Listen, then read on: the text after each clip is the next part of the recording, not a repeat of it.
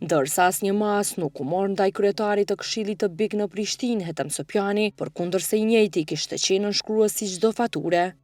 A shtetuar edhe zotri Sopjani nga ana e Bashkisë Islame? Nuk ka pas për shka më hetu, sepse... Nuk e qenë se ka qenë nënshkruas i çdo fature? Ai ka qenë nënshkruas për shkak të pozicionit e tij, nuk ka qenë as paraqitje kërkesës për furnizim. Thash as autorizim bank s'ka pas. Gjitha kanë qenë te zoti Drejgja. Sepse dhe kë ka bërë nënshkrimin e faturave për shkak të është kërkuar një procedurë e tillë. Përndryshe as nuk ka bërë deklarime në atë kë. As nuk ka qenë autorizuar në bank, vetëm ka qenë zoti Drejgja autorizuar. Po një pjesë të hollave në Bashkisë Islame qarkullojnë përmes arkës së brendshme të cilën e cila mbohet nga arkatari, jo nga kryetari. Por që çdo dalje bëhet me nënshkrim të kryetarit. Absolutisht po, por nuk merren nga kryetari dhe të shpërndahen ose dorëzohen nga kryetari.